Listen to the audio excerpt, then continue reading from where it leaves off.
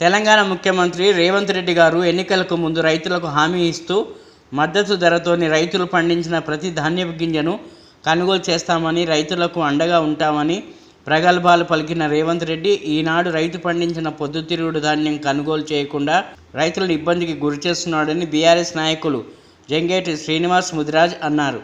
చిన్న కోడూరు మండల కేంద్రంలో ప్రభుత్వం ఏర్పాటు చేసిన పొద్దుతిరుగుడు కొనుగోలు కేంద్రాన్ని పుట్టినరోజు శుభాకాంక్షలు బుధవారం నాడు సందర్శించిన ఆయన మాట్లాడుతూ, రేవంత్ రెడ్డి ప్రభుత్వం రైతులకు యమగండంలా మారిందని, గతంలో ఎన్నికలకు ముందు రైతులకు బోనస్తో పాటుగా ప్రతి గింజలు కొనుగోలు చేస్తామని ప్రగల్భాలు పలికి ఈనాడు రైతు జీవితాన్ని గాలికి రేవంత్ రెడ్డి మీకు తగిన గుణపాఠం చెప్పదన్నారు.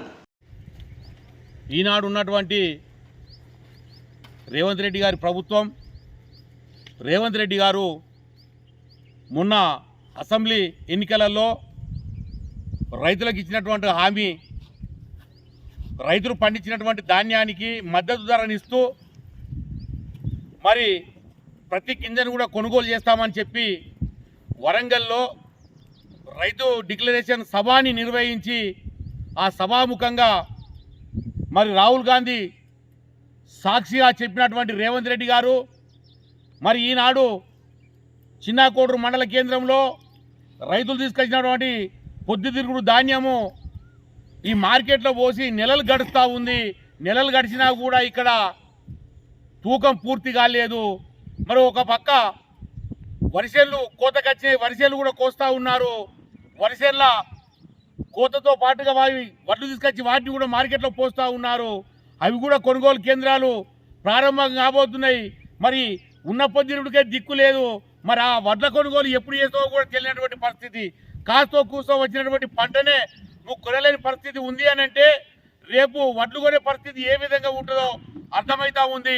రైతులు మోసం చేసినటువంటి రేవంత్ రెడ్డి గారు మీరు ఇలా ప్రగల్భాలు పలుకుతూ ఉన్నారు.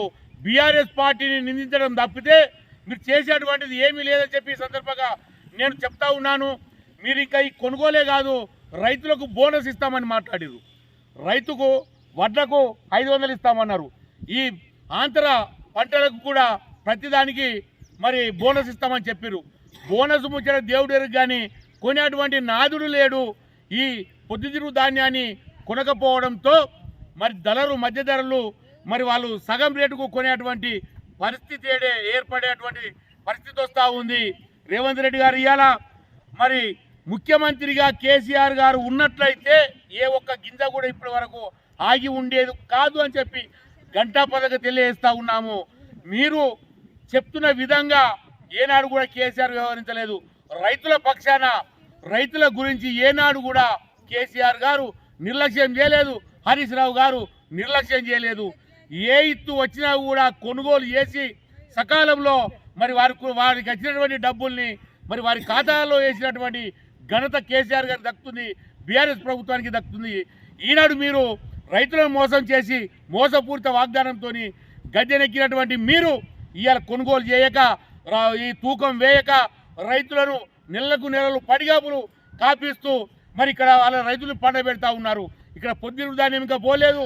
వాళ్ళు వేసుకున్నటువంటి వరి ధాన్యం ఇంకా పొలంలో ఉన్నది. మరి ఇక్కడ పొద్దుతిరుగుడు ధాన్యానికి ఎడమంటున్నావా, అక్కడ ఉన్నటువంటి వరి ధాన్యానికి ఎడమంటున్నావా? రేవంత్ రెడ్డి గారు మీరు దీనికి సమాధానం చెప్పాలి. మీకు ఇంకా మీరు ఇక్కడ కొనుగోలు చేస్తూనే లేరు. మీకు ఇవాళ పార్లమెంట్లో మీకు సీట్లు కావాలని తిరుగుతూ ఉన్నారు. సీట్ల మీద ఉన్నటువంటి ఆవా రైతుల మీద లేదు.